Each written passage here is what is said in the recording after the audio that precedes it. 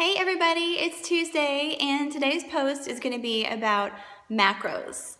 Macro dieting is also called flexible dieting. Some people call it IIFYM, which stands for if it fits your macros, and it's all the rage right now as far as people who are trying to get in shape, trying to lose weight. But it can be confusing if you are unfamiliar with it. It's overwhelming at first. So hopefully in this video I can help simplify things for you a little bit. I want to start off by talking about counting calories. A lot of people have counted calories and had a lot of success with that as far as weight loss, and counting calories is good. As long as you are burning more calories than you're eating, you will lose weight. That's not my opinion, it's just a scientific fact. If you're burning more than you're taking in, you're going to be in what's called a calorie deficit, and scientifically you will lose weight. The difference between calorie counting and macro counting is that when you're counting calories, you only have one number to keep up with, which is really easy. But when you're counting macros, you have three numbers to keep up with. You have your fats, your carbohydrates, and your proteins. What's also good about macro counting is that your body composition is going to be different when you're keeping track of your macros rather than just your calories. So, like we talked about, yes, you will lose weight if you're in a calorie deficit. However, you might become flabby, you might lose muscle tone, whereas with the keeping track of the macros, you're going to be able to maintain your muscle mass, you're going to be able to build more muscle, and you're just going to have that tighter, leaner look that most people are looking for. So if you're going to lose weight, why not tighten up while you're losing weight? It just makes sense. So the first question is, how do you figure out what your macros are? There are lots of calculators online that you can use. My personal favorite is actually the www.iifym.com macro calculator. I feel like it's really accurate. It actually figures based on your height, weight, age, and your gender and your activity level. So not everyone is going to have the same macros. It's all going to just depend on, number one, how much you weigh right now, what your size is, and number two, how active you are. Those are the two most important things. So somebody who doesn't exercise is going to have way different macros than someone who does, even if they're the same height, weight, and age.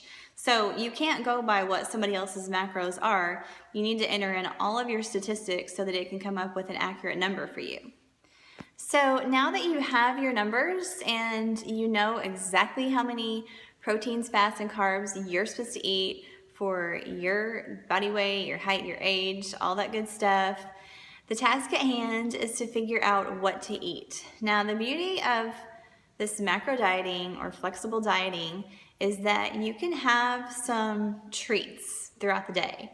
You can kind of eat some of the things that you love eating that are considered to be junk food, but you have to remember that you can only eat so much of that or you're not going to hit your numbers at the end of the day. So for instance, if you eat a Snickers bar, you're going to have a lot of carbs and a lot of calories, but you're basically going to have no protein. So you really need to think about choosing foods that are going to be really significant and contributing towards those numbers, but also that are healthy for you. That's another thing that it's kind of weird about flexible dieting, is that you can eat the junk, but even though you can, does that mean that you really want to?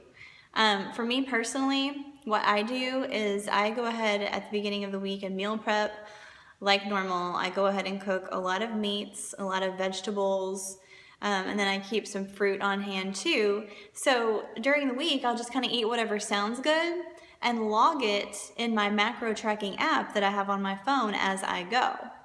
So I'll go ahead and enter all my healthy food that I've eaten for the day and say, for instance, at night, I have 35 carbs left to eat, but I've met all of my other numbers, then I might eat something that just sounds good that's junk food, like a Pop-Tart. So I can do that. Technically, I can do that and still reach my goals, whether it be building muscle, losing weight, whatever. I've got my set macros. As long as I'm hitting those numbers at the end of the day, that's the most important thing. Now, for me personally, I like to do what I call the 90-10 method, which is as long as I'm getting 90% of my calories for the day from good, healthy foods, then the other 10% I might eat junk like a Pop-Tart or a piece of candy, or if I take my kids to the donut place in the morning to get a donut, I might get one, and then just really watch what I eat the rest of the day to make sure that I'm going to reach those numbers when it comes bedtime. If you are on Instagram and you follow a lot of people who do the IIFYM dieting, you'll probably notice that they're constantly posting pictures of junk food that they're eating. And that's extremely misleading because you see these people who have all of this muscle and all of these ripped physiques, and they're claiming that they're eating donuts and Pop-Tarts and pizza all the time. And really, they're just showing you their highlight reel. They are not eating that all the time. I mean, you only get so many numbers of macros during your day, so it doesn't even make sense that they could be eating food like that all day long and still reaching those goals.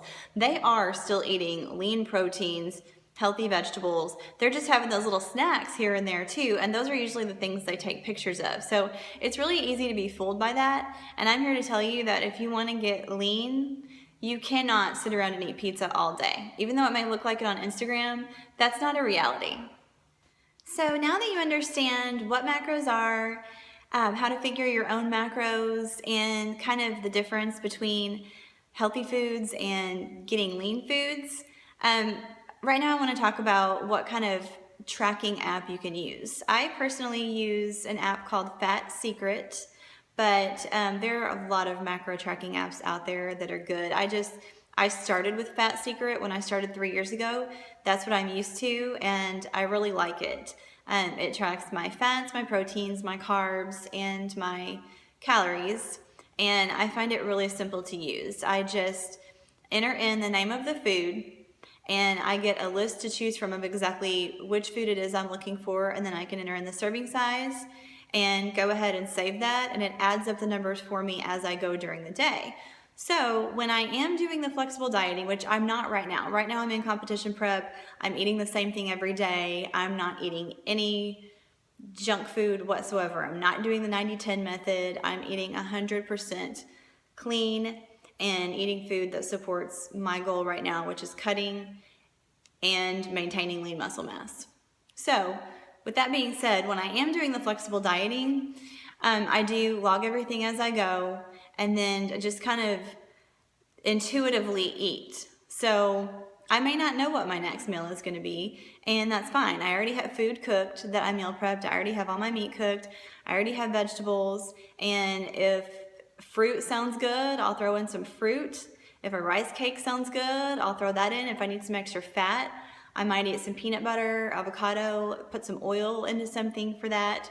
So I'm to the point now where I've been doing this for long enough that I kind of know what values each food has, and I don't have to think too hard about it. However, when you're first starting out, you kind of have to learn a lot of those things. So macro dieting can be overwhelming, like I said at first. It is way harder than calorie counting, but the benefits of it I think are so much greater.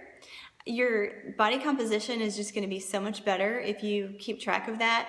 And once you get used to it, it does actually give you a lot of freedom. It's not nearly as restrictive as just being on a meal plan where you eat the same foods every day, because you do have that ability to eat a splurge sometimes, or have a donut with your kids, or eat a candy bar if that's something that you really need. You just have to work that into your macros. You have to work it into your day and then kind of build the rest of your day around that treat.